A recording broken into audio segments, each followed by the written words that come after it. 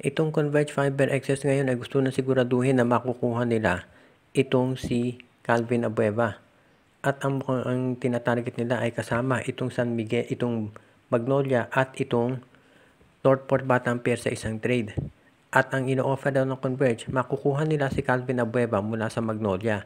Samantala naman itong Magnolia, makukuha itong si Jeyo Ambohot at itong si Aljun Melesio. Pwede straight up na Magnolia at itong Converge na lamang ang mag-trade. Pero posible rin na itong Northport Batangas ay sumama doon. At dahil ang balita gustong makuha ng Magnolia itong si Arvin Tolentino.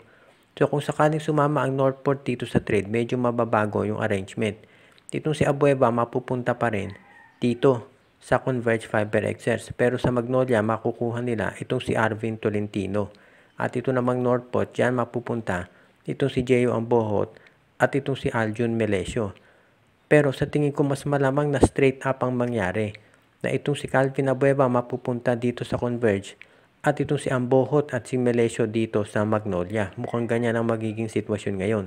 Itong sa Northport isang posibilidad lang. Ang maliwanag dito itong si Calvin Abueva hindi na yan magtatagal dito sa Hot Shots dahil matagal na yan gustong kunin ni Delta Pineda at ang Magnolia naman willing i-trade itong si Abueva.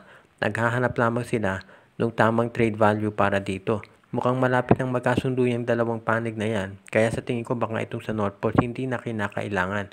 Pero kung determinado ang Magnolia na makuha itong si Arvin Tolentino, mukhang iyan ay gagawan nila ng paraan.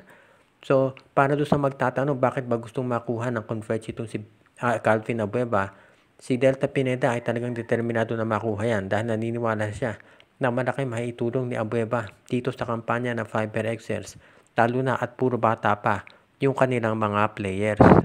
Ang Rain or Shine ni Las Tupientes ngayon ay maraming mga big men na pwedeng gamitin sa kanilang lineup at pati na rin na mga trade assets. Alam natin na ganito ang nangyari na itong si Coach Yeng Giao ay gagamitin yan hindi lang para dito sa kanyang lineup kung hindi pati na dito sa pag-trade dahil alam natin yan ang gusto ng mga teams ngayon at hinahanap, partikular na itong TNT Tropang Giga. Dahil nakuha nitong Rain or Shine Elasto Painters itong si Kaylan Tiongson. Ang dami ngayon nila na mga malalaking forward at mga center.